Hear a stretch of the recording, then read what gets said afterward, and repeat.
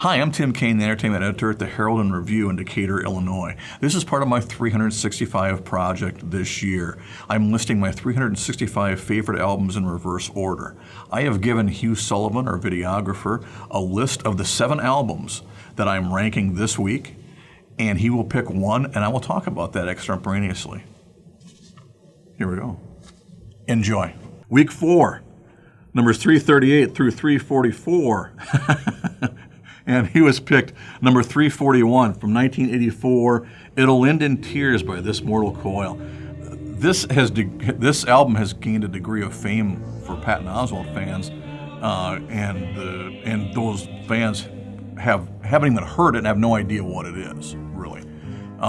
Hugh counts himself proudly among those, and that's fine. I mean, I'm not saying that in a, oh, you damn kids don't know anything. It's just kind of I find it fascinating that this was the album that Patton Oswalt chose to reference when he was talking about, failure in a bowl gone technological. I mean, adding a degree. Is there a way that the bowl can play This Mortal Coil's It'll End in Tears album while I'm eating it at 2 in the morning in my darkened apartment, just kind of staring into the middle distance? Yeah, he had his failure bowl bit from Kentucky Fried Chicken, which is classic, and it'll probably be the one thing that he's remembered for. Unfortunately, people won't remember him doing Nick Nolte as Han Solo, which is brilliant. And if you get a chance to find that, either you may want to make sure you check that one out.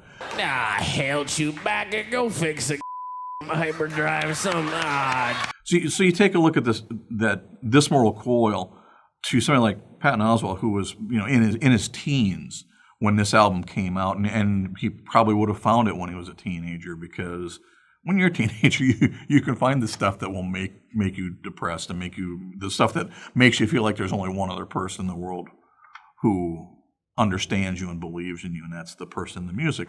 For me, that was Pete Townshend with the Who by Numbers.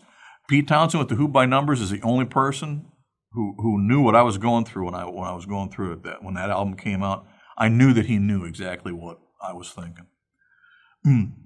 For me, It'll End in Tears was just an introduction to additional work from some people I already knew. There's Tim Hardin and Alex Chilton specifically.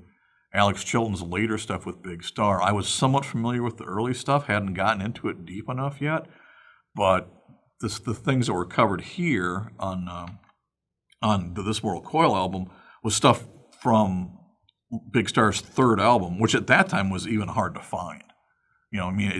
It's so interesting to think about these things at the time they're done. In 1984, the This Mortal Coil album was not released in the United States. You could only get it as an import. It was on the 4AD label, and you had to go through the 4AD records to find them. And 4AD was an interesting label, and for like the first 5 or 6 years, I bought almost everything that was on it, just because I loved them so much. The Cocteau Twins were on there, Exmal Deutschland, and I'm blanking on any of the other ones, but the Cocteau Twins specifically. Colorbox. This Mortal Coil was basically a super group kind of gathering. It was just people who recorded for 4AD, going in and doing some different songs by other people, and it was supposed to be kind of a fun thing. And then it came out, and